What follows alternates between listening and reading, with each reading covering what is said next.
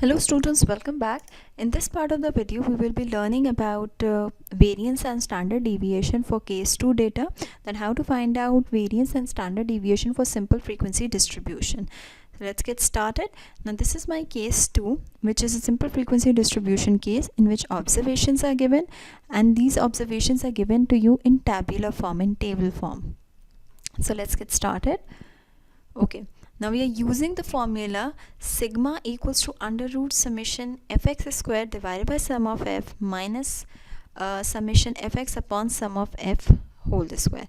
If we just go back a little, they said we need to find out the standard deviation, and which is very obvious that in order to find out standard deviation we need to find out variance first. Alright. So I'm using this formula, which is the computational formula. You can also use that the other formula, which is completely up to you. And what you do is that you just calculate the same question, the variance and standard deviation by using the first formula, which I have already told you. So in this part, I'm using this computational formula. Now solution. So if I just go back a little, as you can see, what are the things that I required? First of all, I need f into x square. All right, I need fx, and summation f is the total number of frequency. So this is it is done. fx square. So fx is 10 into 3. Since we don't need to find out midpoint for this case, because at x directly refer to the observation, it's not case 3, so x is direct observation. So fx means 10 into 3, 30. fx square, that means you need to square this number. Alright, 10 square is 100. 100 multiplied by 3 is 300. Alright, so that's how it's done. Then 11 into 12, 132. 12 into 18, 216. 13 into 12, 156. 14 into 3 is 42. And when fx square is concerned, we just squared this number and multiply it with frequency. Squaring 11 multiplied by 12 gives you 1452. Squaring 12 multiplied by 18 gives us 2592. Squaring 13 multiplying by 12 will give us 2028. And squaring 14 multiplied by 3 will give us 588. The next step is we need added values of this column and this column. So summation fx is 576, whereas summation fx square is 6960. The next step is simple, that the formula is given. You just need to find out, just place all the values. 6960 divided by 48 minus 576 upon 48 whole square, which gives you 1. So the answer sigma, that is standard deviation, is equals to 1. Now if variance was asked, we don't need to use this under root. Okay, we'll just use summation fx square upon sum of f minus summation fx upon sum of f whole square. The answer for this internal value is also 1, and if we take root of this value, it will be 1 only. Okay, so standard deviation, calculating standard deviation, we need to calculate variance first. So it's a part of it, and if standard deviation is asked to you directly, that means you need to calculate variance and then taking square root. Since in this question we are directly asked for standard deviation, so I have taken square root value right from the beginning, and then I have calculated everything. If you want, you can just first calculate the variance and then find out the root value, which will be 1.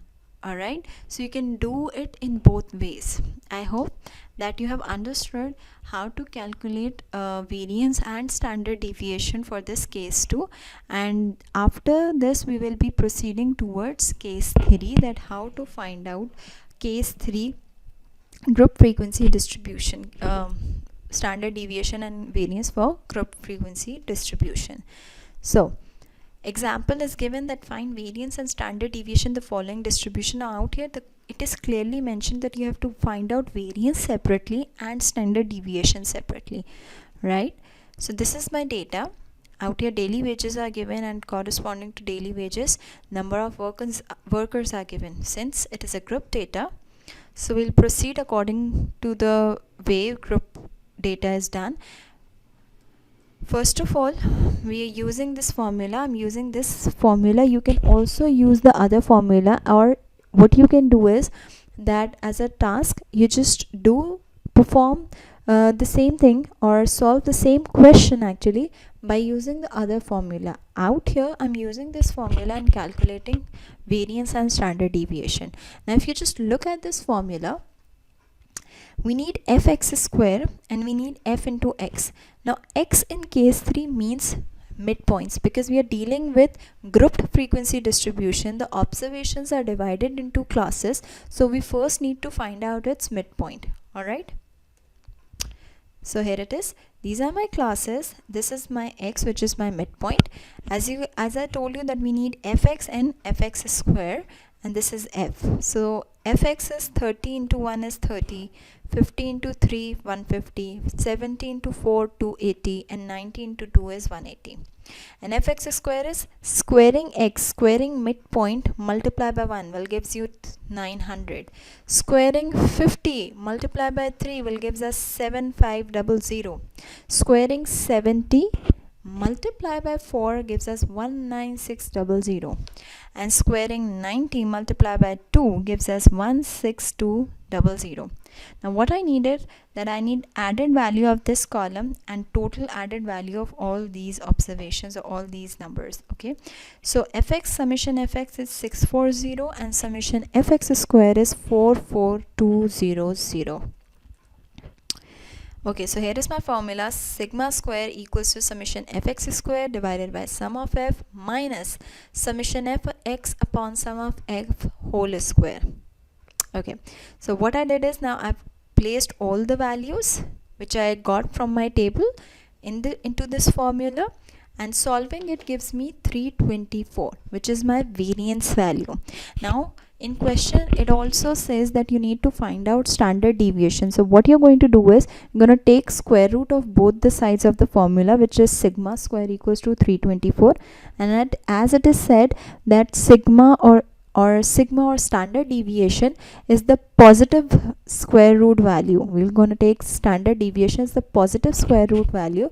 So squaring, taking root on both sides, will give us sigma, which is standard deviation, or in easy word we say that standard deviation is the square root value, is the positive square root value of sigma square.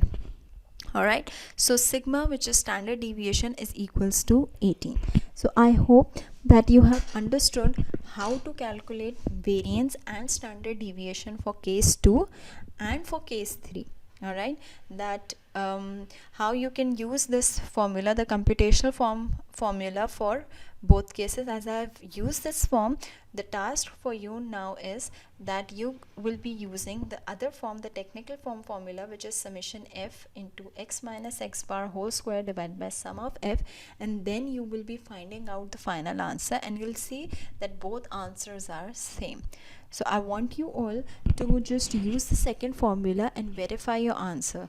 As I have used this part of the formula, the other part of the formula is now your task. I hope that you have understood it, and now you will be able to solve variance of all three parts of the data, of all three types actually, all three types of the data. You can easily find out variance and standard deviation. Thank you so much.